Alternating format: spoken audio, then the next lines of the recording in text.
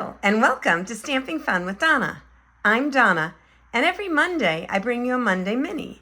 The Monday Mini is a card that you can make that is pretty quick. Try to keep them into 10-minute cards or less. But just because they're 10 minutes or less doesn't mean that they have to look simple. Take this one. It's really adorably cute. I absolutely love this. There's a couple things I love about it. The first one is that we are using the current product of the month, which is Wild Bunch. Wild Bunch is so cute. It has all these cute animals. It has some great sayings. The happy birthday, you can put a party hat on anyone. You can use the present. You can use the hearts. And if you put in a $75 order in the United States, after rewards and before shipping and tax, then you get this for only $5. It's such a great stamp set, and it only costs you $5, but only in June of 2026. So make sure you get this and that you get it fast. The other thing that makes this card so special is that we are using the incredibly beautiful paper Lily of the Valley. Actually, Lily of the Valley is a stamp set. This is actually Valley and Bloom. This paper is just completely stunning. As you can see, I've already cut into it. But this is the back of this page. There are just absolutely beautiful papers that you can use. That one's really pretty. This one I love, love, love. Let's see, I think it goes this way. And it's got all those lilies flowing down. And then there's these papers, which are also stunning. That's on the other side. And these papers here are what I was looking for. This is one side, and this is the other. And just makes such beautiful cards or scrapbooks or projects.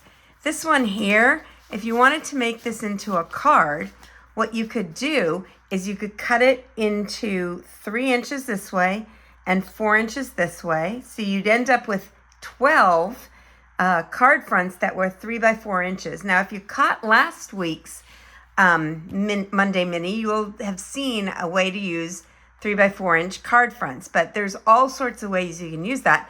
And you would get 12 here that are absolutely stunning. That's the back of that one. And then I think we're almost done. There's this one here, and that's the back. It's a beautiful green with a lot of molted look to it. And the very last one is this one here, and the back is this. So you can see it. All the papers are absolutely beautiful, and you can make such gorgeous projects with them. I'm going to go ahead and set these aside because we don't need those right now. And we're going to go ahead and talk about our project today. So this is strips from the Valley Blooms papers.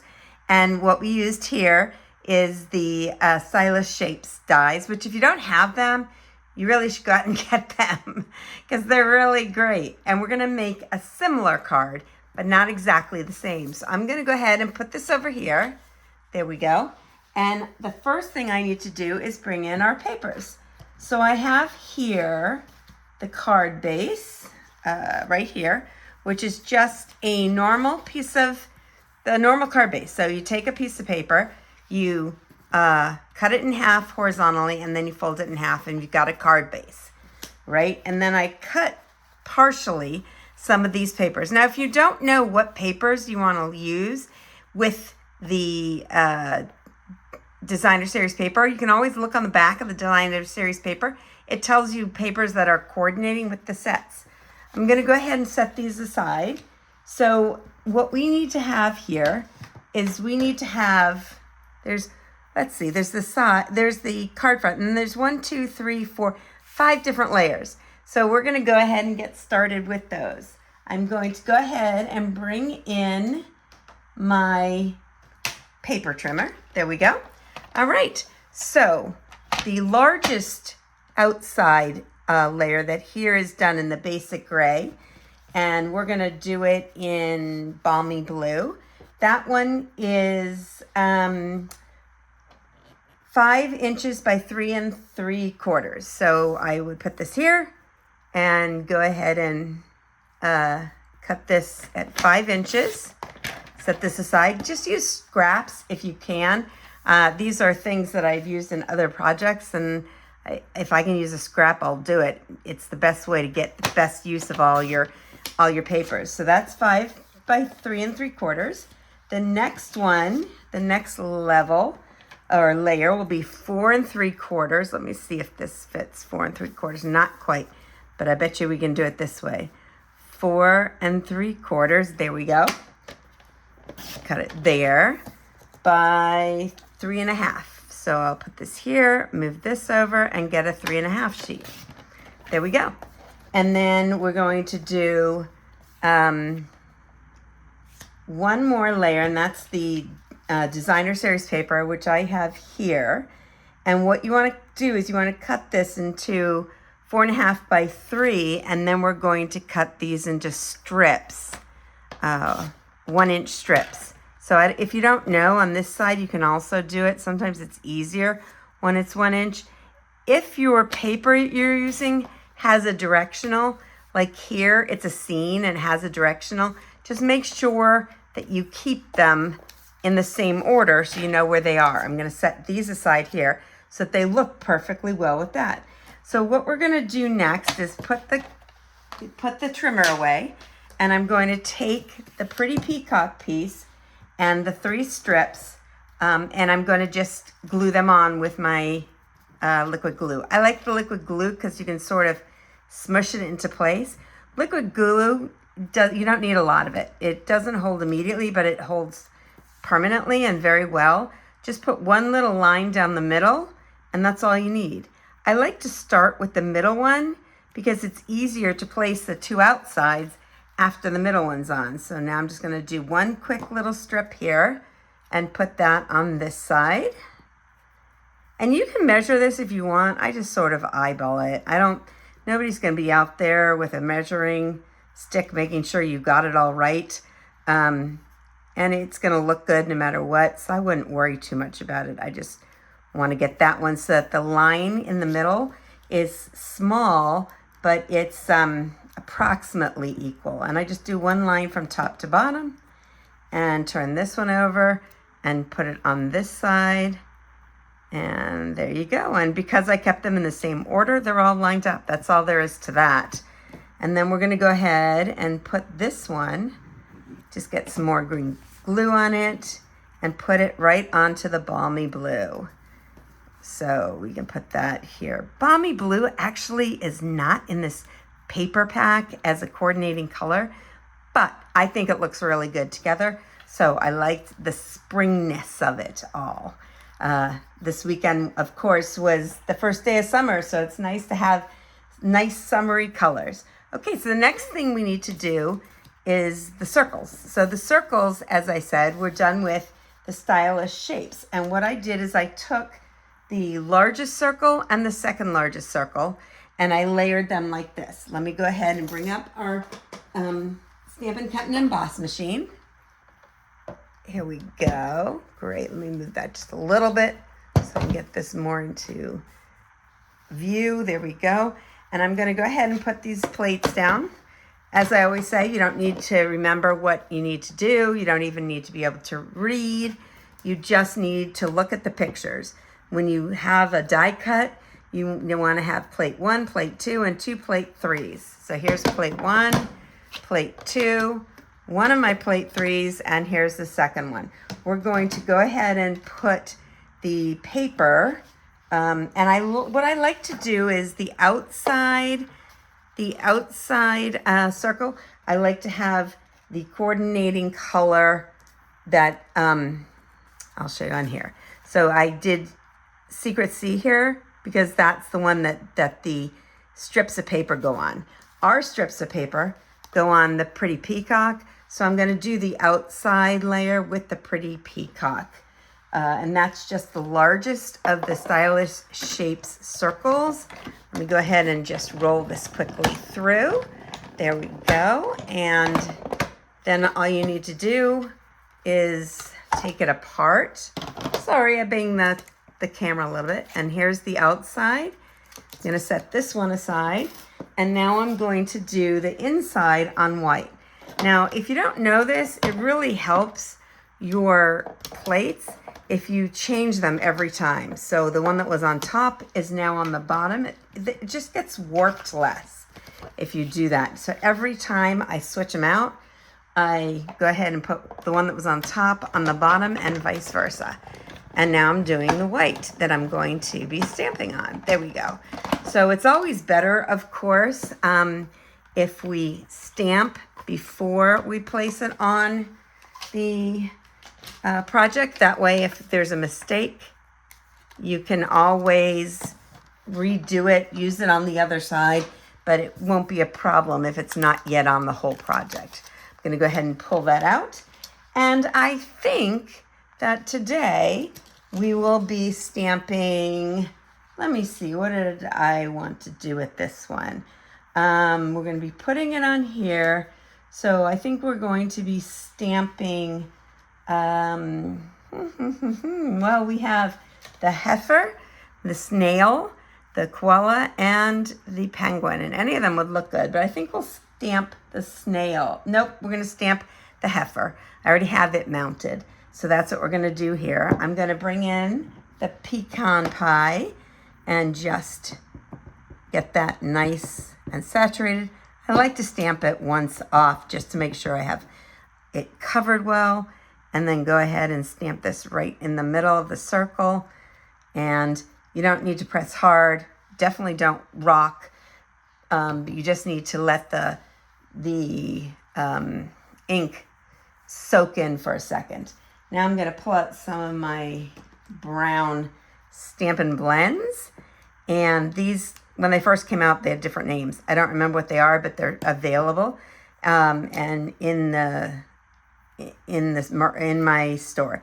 So what I'm going to do here is I'm just going to go ahead and sort of take the darker one and just go a little bit around the edges, putting it right on top of the edges, right next to the edges, like this, to make a little bit more of the definition. Here we go, like that.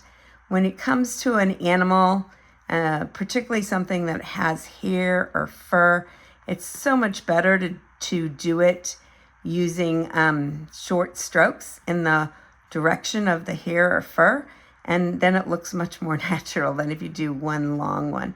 So I'm just sort of going along the lines that the Stampin' Up! Artists have already made and just making it a little bit thicker here.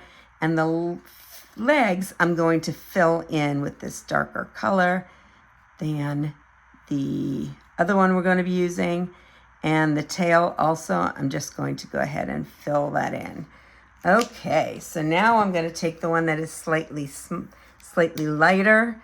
I think these are the same as the pumpkin pie. And go ahead and just fill this in. There we go. You know what? I think I filled that one in. I didn't fill it in on this side because I think it's the horn. But I'm going to go ahead and fill it in since I filled it in on that side. It really doesn't matter all that much. Now, these are heifers. They're not exactly cows, but they're very similar to cows. But I wasn't sure how they exactly looked, so I just put it into a search in Google. And their faces are almost white. They're very, very light. So I'm going to bring in, what is this? This is also one of the face ones that were, let me go ahead and grab something else, because that is also a different name.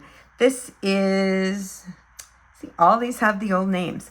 So I'm not sure what this is, but it's similar to Barely Blush. And for this one, I'm going to go ahead and use, I think this one, and just do his face. Because what I want is just a little bit, not much, just a little bit of coloring there. And then I'm going to take the more pink one. And this one is Flirty Flamingo. So I have one that has a name. Ha ha, that's great. And just do his tongue right there. And then around his eyes, I'm going to use the lighter brown that I used before, which is sitting right here. Let me move that out of the way. There we go. And just fill in here as well. And that's all you need to do. The blends are so easy. They make everything so easy and so pretty that you could do. I like leaving little bits of white because I think it looks more natural. You don't have to if you don't want to. So then what we're going to do is we're going to go ahead and place the heifer like this on the pretty peacock. So let me go ahead and turn this one over. There we go. Put him right in the middle. There we go. And then we're going to place him on this. I like to pop these up because I hardly ever make a project that doesn't include dimensionals. I just think it adds something really special to projects. So let me go ahead and put the dimensionals on the back here. I think 4 should be the right number to not sag, but not have too many. So let's go ahead and take the backs off here and here. There we go. And then all I have to do is let me get them off my fingernail. All I have to do is to get it placed in the middle like that. It's so cute. And I'm going to bring back in the card base. Now you will notice that I left more of a white edge. I'm actually going to turn it over. Nope. I'm going to keep it this way. I left more of a white edge. I actually left half an inch here, and then it was a 1/4 inch between each of the pieces. I just thought it looked really nice that way. You can also pop this one up if you want, but if you're mailing it, it may end up costing more. I usually suggest that you only pop up 1 layer if you're going to mail it, and I might be mailing this one. I actually have a whole lot of friends who have birthdays now, so I have about 7 birthday cards I need to get out this week. So we are going to go ahead and use this one, and on the inside, we're going to go ahead and stamp with the pecan pie and the happy birthday sentiment, which I know I had put aside. Let me see if I can quickly find that. I don't see that right now. Let me see if it's somewhere else. Okay, well, I may end up putting the happy birthday on the inside at a later time. I'm going to bring in now these in color flat pearls. Oh my goodness gracious. These are such beautiful pearls. If you have not seen them, they are simply gorgeous. So what I'm going to do is for this one, I think I'll use this color. And I like to use my take your pick tool when I can, but looks like I already put it away. I thought I still had it out, but it looks like I already put it away. So I'm going to go ahead and just pull them off. What did I say? This one, I think. These are such gorgeous.